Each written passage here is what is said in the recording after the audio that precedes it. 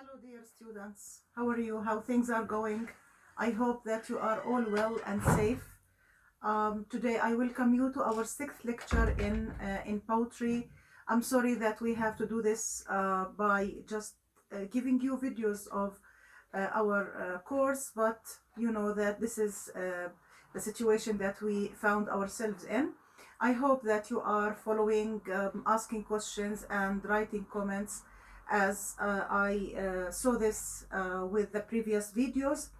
Today we will pursue our discussion of figures of speech as we ended last time with synecdoche. Today we shall move on and start with oxymoron. Oxymoron. O-X-Y-M-O-R-O-N, oxymoron. It is believed that if we go back to the history of the word oxymoron, it means sweet, sour. Sweet, sour. And you know, when we say that something is sweet, it's not the same as saying that something is sour. On the contrary, it's really the opposite. So what does that mean in literature? To combine between what is sweet and what is sour. In literature, it means the combination of contradictory, incongruous words. And the purpose is actually to achieve what we might call an epigrammatic effect. Definitely, as we probably notice, oxymorons are used in real life. If you describe some kindness as a cruel, so you say cruel kindness. Someone who is so kind that you feel that you are unable to pay him back or to be as kind as he is. This is a good example of oxymoron. Now, in literature, actually, this acquires a special meaning. So usually the oxymoron is used to sharpen a certain image in a literary work, or to convey, let us say in a compressed way, the burden of meaning. When the meaning is difficult to communicate or to actually advance to others, usually we try to use something which is more or less a kind of oxymoron. So you can use it to sharpen an image, to convey a certain message in a compressed form, or to actually try and communicate a meaning which would have been difficult to communicate otherwise. If you go to your book, page 67, we have an excellent example quoted from the Fairy Queen by Edmund Spenser. I believe that you still remember Edmund Spenser as we studied his, if you remember, the stanza form. Yeah, we studied the Spenserian stanza. And I told you then that Spenser contributed a lot to English poetry. One of his contributions was the Spenserian stanza, the second one was the Spenserian sonnet, and the third one was his long and noteworthy poem, The Fairy Queen, which was dedicated to Queen Elizabeth I, which portrays the life of the English royal court and the ideas and the beliefs related to knighthood at that time. We have 3 lines quoted from the Fairy Queen, and these 3 lines describe the moment when the Red Cross Knight enters the cave in order to kill the monster, or the dragon. Some sources call it the dragon, but more or less the monster is half a serpent, half a woman. The Red Cross Knight was in a mission, and his mission was to save the parents of his beloved lady. And one of the confrontations that he has to face was the monster which dwelt in a cave. So these 3 lines portray the moment when he enters the cave and finds himself face to face with the monster. So Spenser says, "But forth unto the darksome hall he went, and looked in. his glistering armor made a little glooming light, much like a shape. The oxymoron, as you can see, is in the third line of the quote. It's a little glooming light. I'm sure you know the meaning of gloom. Gloom is associated with darkness and lack of light. But the glooming here is used as an adjective to describe light. So how come that light is dark? Well, if we want to take this in vacuum without, identifying the context, I think this would be contradictory and hard to understand. But I think if we put it in context, we notice that the cave was very dark, and the monster was inside the cave, and the knight has his own sword. Remember, he is the Red Cross knight, and he represents faith. He represents the Christian faith. So since he is light and evil, of course evil is represented in the monster, and the monster is evil, his sword is supported by his belief, so it gives some light. But the cave is full of darkness, but it cannot really abolish the darkness inside. But it gave some light, some glooming light. If we think deeply about the function of this oxymoron, having in mind the context, definitely, we will come to the conclusion that the poet tries to say that a little bit of faith can abolish the darkness of disbelief. Okay, since the monster represents error, it represents evil and error, and in this life, exactly like the situation we are in, we always need to spread a little bit of hope among people. So here it is hoped that a little bit of the light of faith can abolish the darkness of error and evil. Wow, I believe that this is a very effective employment of oxymoron. A second example, which might be very helpful here, we have a quote from John Milton's Paradise Lost.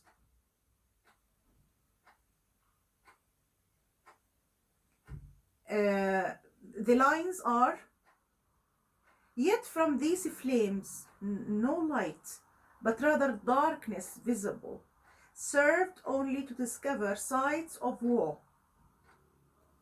Yet from these flames are the flames of hell, no light, but rather darkness visible.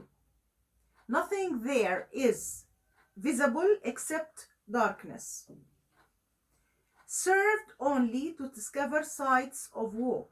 What's the purpose of this darkness?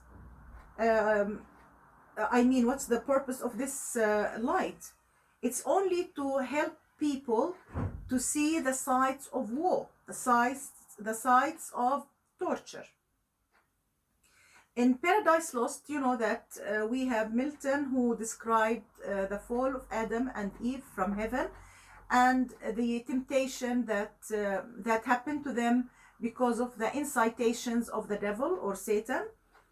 And this part of the epic is just a description of hell as it is seen by those people who are outside it.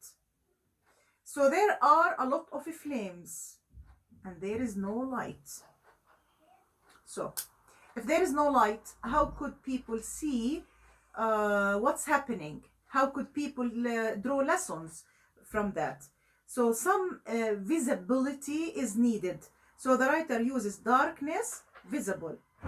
And if you remember when we studied inversion, it should have been visible darkness. But here we have darkness, visible. So there is enough light to show the sights of woe. So here Milton employed the oxymoron to show the different natures of hell and heaven. Heaven is full of light and hell is full of darkness. It is utterly dark. It is sheer darkness, except for some light to show other people how the bad guys are being tortured.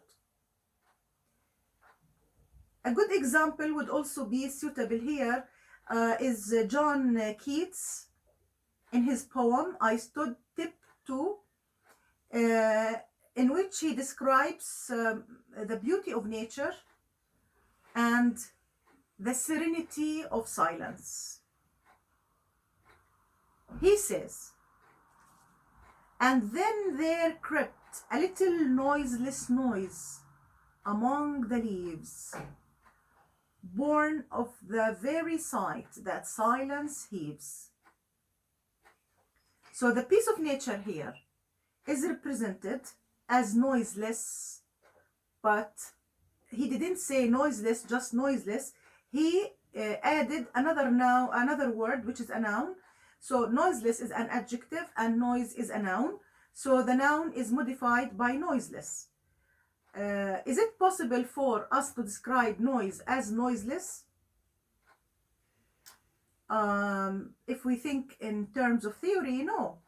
But if we want to put ourselves in the atmosphere of the poem, when we speak of the silence and the serenity of this silence in nature, when we speak of something similar to what we might call the cult of nature or the worshipping of nature, when nature is so beautiful and so quiet that some little leaves might make a kind of noise, but it doesn't amount to the use of the word noise. So the adjective qualifies the noun, so it becomes noiseless noise.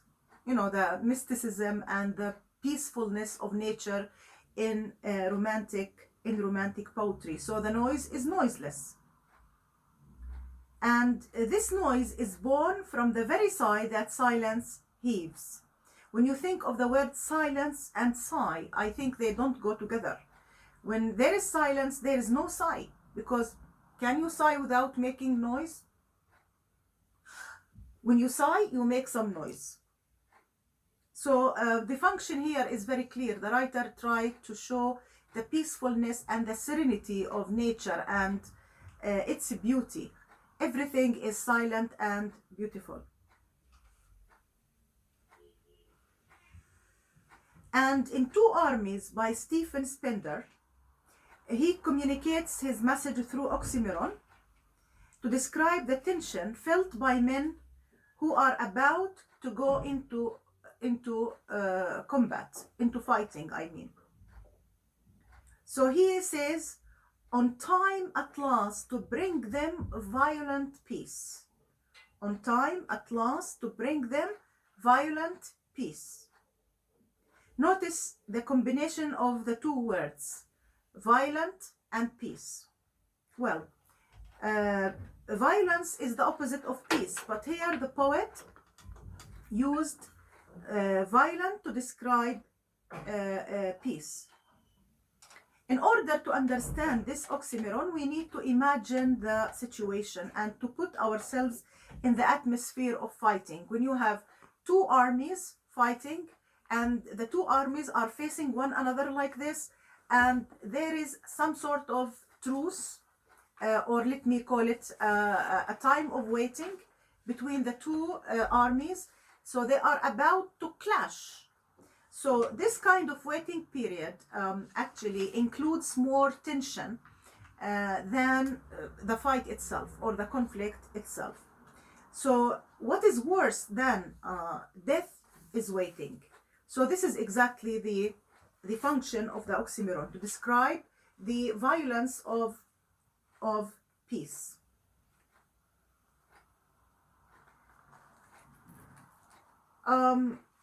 I think one of the exciting things I came across while reading Shakespeare is the use of oxymoron. For example, when Romeo was in love with Rosalind, and this was of course before he fell in love with Juliet. Rosalind actually rejected him because she wanted to be a nun.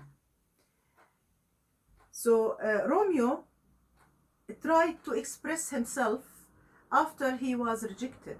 He tried to react to this rejection. So he used some words which are very, very contradictory, and if you put them out of context, they might not be meaningful. For example, he was describing this love as loving hate. Loving hate.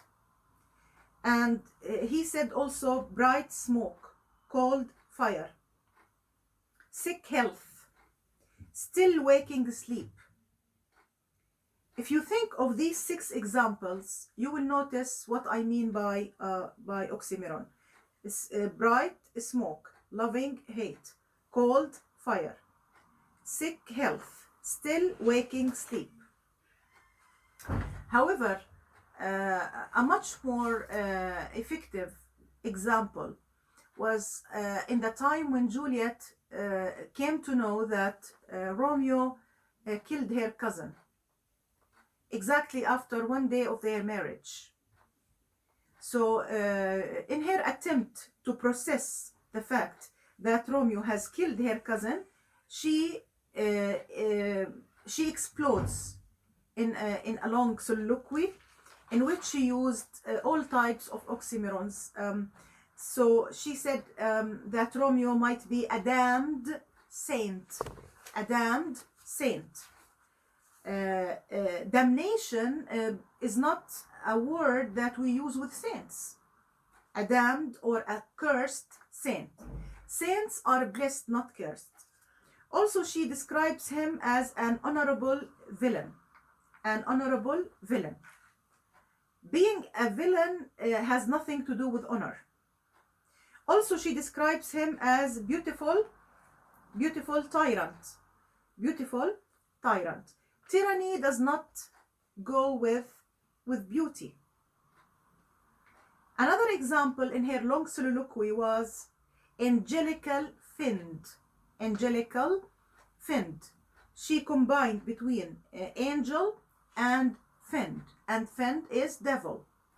And the 2 words do not go together. But if you think about why these oxymorons were used, you will be attracted to Shakespeare's language. Shakespeare was in love with language to the point of delirium. Shakespeare was very successful to make Juliet mirror her conflicting emotions of sadness and anger at the death of her cousin and the love she feels for Romeo. I think the oxymorons were skillfully employed by Shakespeare, and even to say skillful would be an understatement, but let me say a skillful employment of oxymorons in order to communicate to the readers how Juliet was confused and how she was unable to actually understand what happened to her.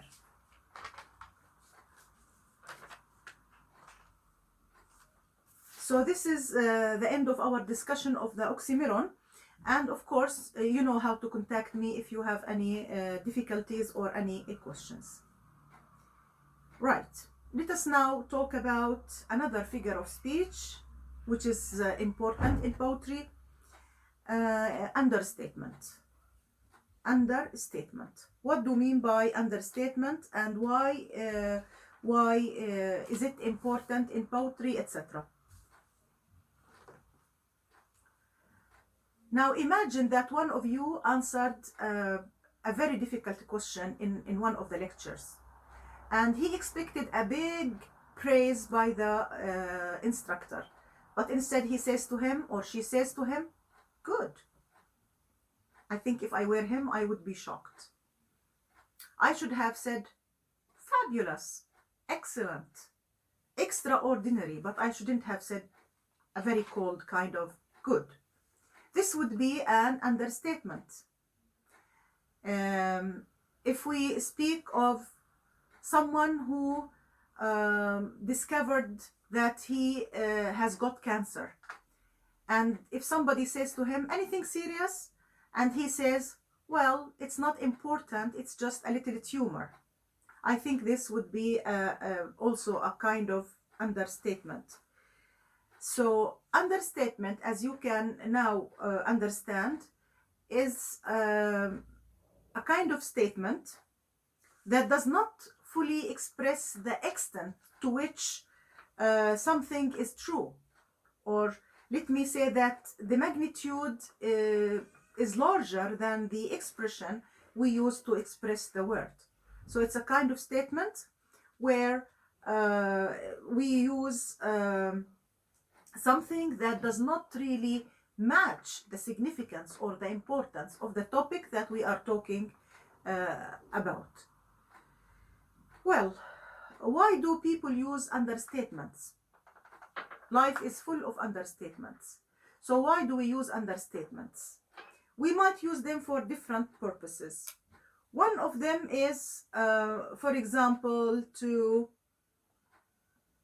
try to be humble, probably, or you don't want people to envy you. Like if someone won $1 million and then he says, I'm delighted. I think this is not what we expect of him. We expect him to say, I am flying. I am so happy that I feel that I am about to fly. Also, if someone tries to be humble, as I said, similar to this example is if someone does something exceptional and we praise him, he might say it's not a big deal. Well, it is a big deal, but he tries to be humble. Another purpose for using oxymorons is to achieve a comic effect. Like if in one of the states, like in America, I mean, they have hurricanes, and someone says, at least the plants will be watered. Well, the plants will not be just watered. The plants might go into pieces, actually. So yes, we have different reasons and different purposes for using oxymorons, and I think we can also be polite by using oxymorons. Like, I don't want to say that someone is very, very short. I might say that he's not tall. I don't want to say to someone that you're a big liar if he's the kind of person who tells awful lies. And I try to be polite. I might say, you're not telling the truth, or not quiet, so this is inaccurate, probably. So yes, I want to be humble, I want to be polite, I want to be funny. There are many reasons why we use understatement. Now, when I say about a short person, he's not tall, I'm using not. This is a good approach for me to start with a form of understatement which always includes the negative. And this is what we call lie to tease. Lie to tease is a form of understatement in which we affirm something by negating its opposite. We affirm something by negating its opposite. That is, we have double negatives. Like, I don't want to say the man is noticeably short. I might say he is not tall. So what's the opposite of short? It's tall. And before I use tall, I use not. So first I will use not, and then the opposite of the suitable adjective. If you want to say that someone is not very clever, you might say not clever, right? But if he is very stupid and you say he is not clever, here you are using the opposite of clever, which is stupid, and you put it after not. So you are trying to be polite here, and you negate the opposite of stupid. So you say, for a stupid person, you describe him as not intelligent or not clever. If you want to say that something is excellent and you say not bad, again, you are using litotes. If you want to say that this woman is fabulously beautiful, and instead of that, you say she's not ugly. This is litotes. The opposite of beautiful is ugly. But before ugly, I have to add not. Also, if someone says something wrong and you cannot praise him for that, but you don't want to offend him, you might say to him, this is not inaccurate. This is not inaccurate. That is, yeah, there is some accuracy, but of course this is not supposed to be the way I have to say it. Now let us cite some examples from poetry.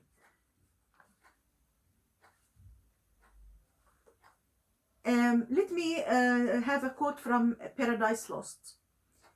After Satan lost his battle with God, and after he was sent headlong, plunging in hell,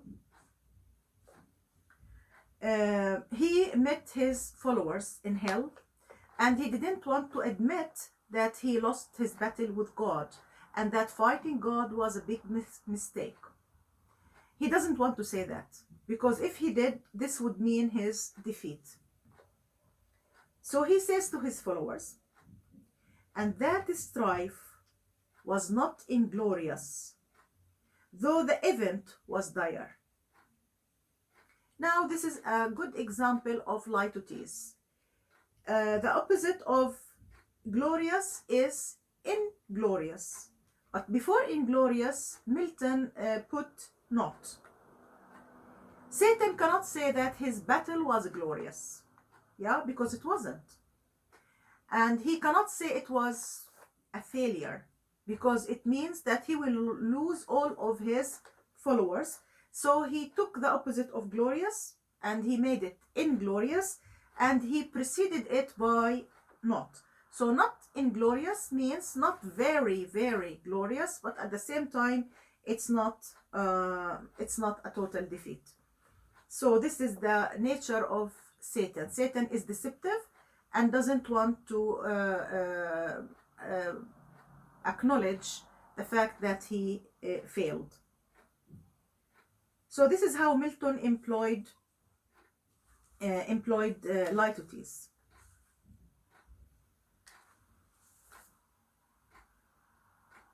Also, one example from Hamlet: shall not lack for having a lot of feelings.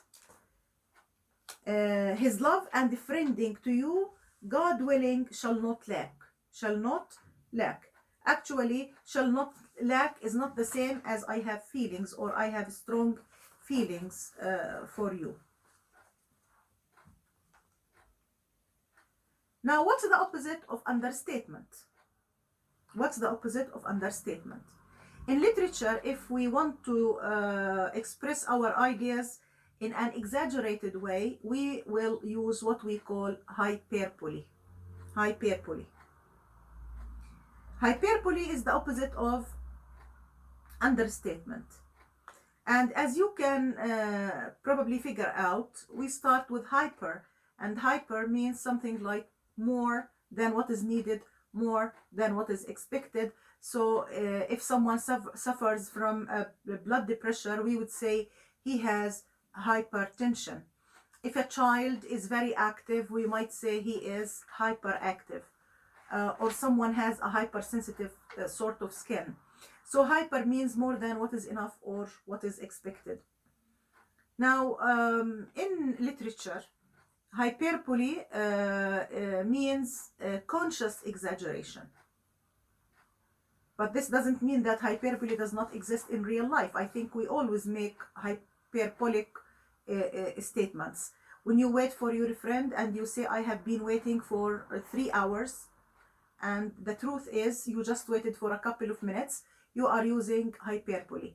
When a mother tells her naughty child that I told you 1,000,000 times not to say that, this is again hyperbole. So life is full of hyperbole. I didn't mean to say that we don't have hyperbole in real life. But in literature, hyperbole is functional and related to the themes of the literary works that use them.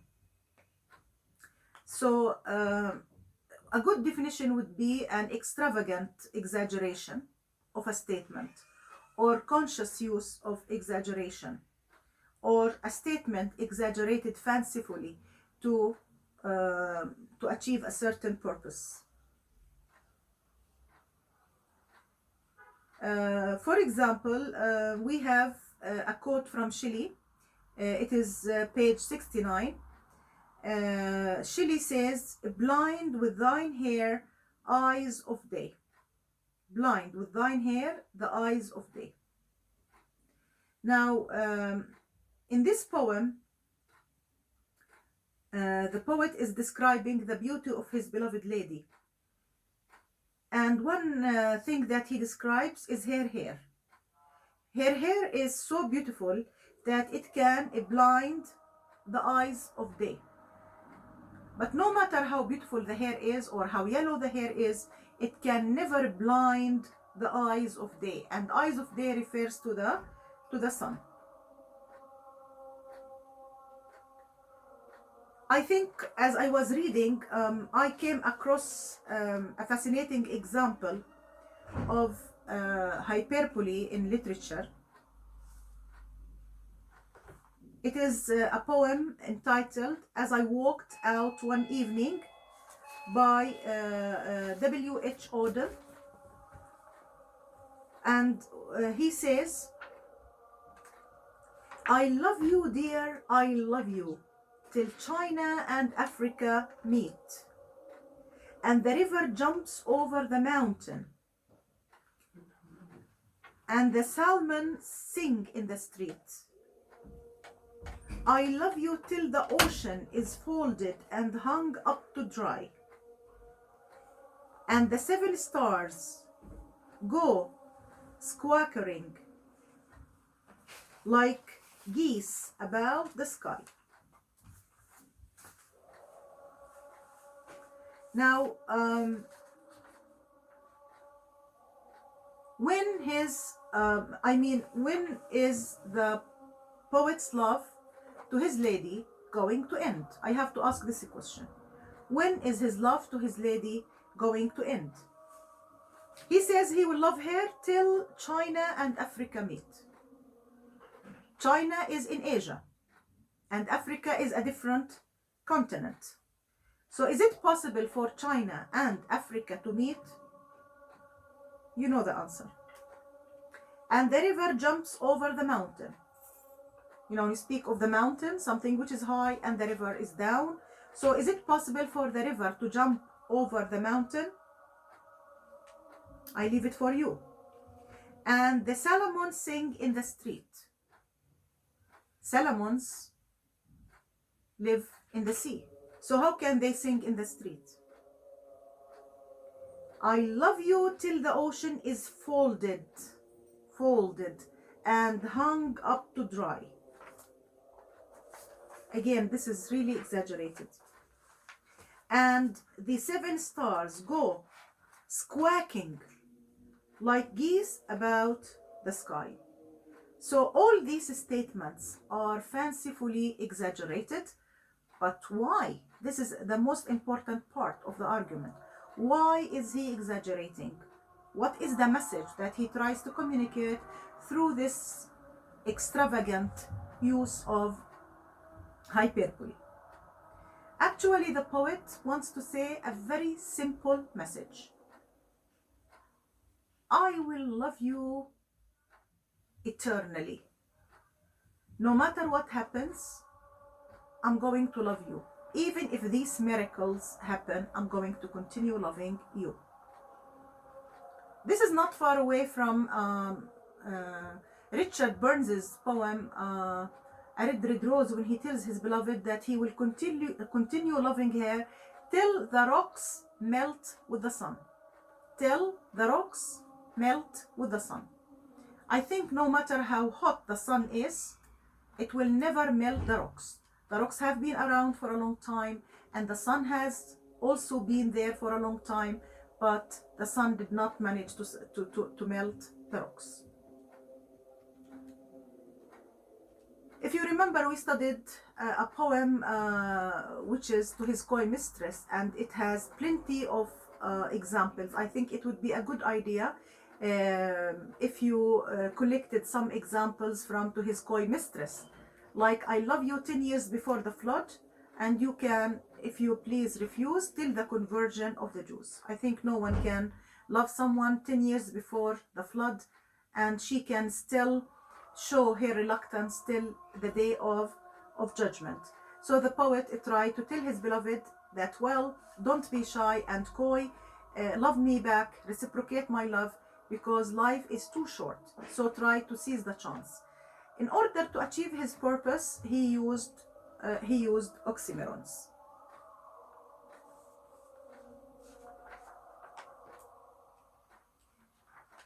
Another type of figure of speech is the epithet. And the epithet is a descriptive word, phrase, or noun. A descriptive adjective, phrase, or noun. And often it is used to describe a certain person or a certain thing. Throughout history, we have examples of this. We have something like Alfred the Great, Alexander the Great, Richard the Lionheart. We have Edward the Confessor. So these are good examples of epithets. If you go to page 70, page 70 includes some examples. The second line of page 70, we have, may hope chaste Eve to soothe thy modest ear. The oxymoron here is chaste. Eve is described as chaste, and this is a kind of epithet related to Eve, because Eve was the first woman on earth, so definitely she was chaste. Now, another type of, a subcategory of the epithet is what we call transferred epithet. A form of epithet can be described as a transferred if we have examples like this. And the priest blessed her with his two happy hands. Happy hands. Now, the one who was happy for the marriage is the priest. But the epithet is transferred here, or happiness is transferred from the priest himself to his hands. So the one who is happy is the priest, but the one that we have here is the hands. So this is what we call a transferred epithet. A good example is taken from Pope's translation of the Iliad, when he writes, and Troy's proud walls lie level with the ground. Lie level with the ground. Well, who is proud? The walls or the people of Troy? Definitely the people are the ones who are proud, but the poet here transferred pride from the people of Troy to the walls of Troy. An excellent example can be quoted from Keats's Ode to a Nightingale, in which he describes a woman known as Ruth. So he says, through the sad heart of Ruth, when sick for home, she stood in tears amid the alien corn. She stood in tears amid the alien corn. Ruth is the woman who feels alien. Corn cannot feel alien. Well, corn is nothing but a kind of plant. So the one who feels alien is Ruth. Now the poet, it transferred alienation from Ruth to the corn. So if you are following me, you will notice that we moved from the concept of the epithet that is associated with a certain person throughout his life to the kind of descriptive adjective. Any descriptive adjective in poetry is a sort of epithet. Epithets can be just epithets, or they can be transferred, as we have just seen. So in the last example, we noticed that the epithet alien from Ruth, who is the alien, to the corn. And the function, and of course, any figure of speech has a function.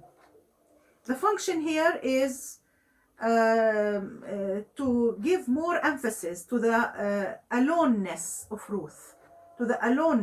Ruth, since everything about her is strange and alien.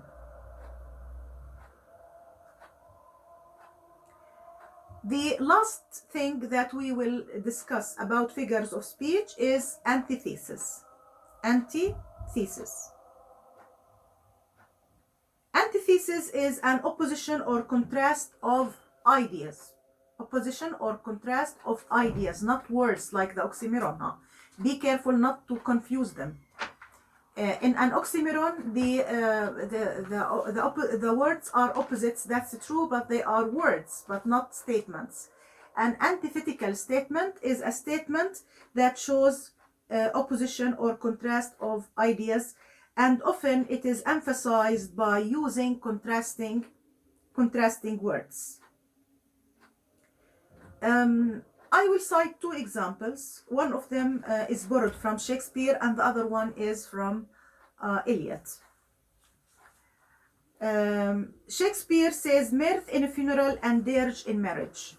Mirth in a funeral and dirge in marriage, and the two are separated by a comma. Mirth cannot be in the funeral and dirge cannot be in the marriage. The last one is full of high sentence and a bit obtuse, a description of Prufrock. Prufrock is full of high sentence, that is, he's a person who is good at rhetoric, but a bit obtuse, a bit stupid. I think the two things do not go together. So here is a nice assignment for you. Try to write some examples of figures of speech that we studied in this lecture. And here we come to the end of our 6th lecture. Thank you very much for being with me. See you next time with images.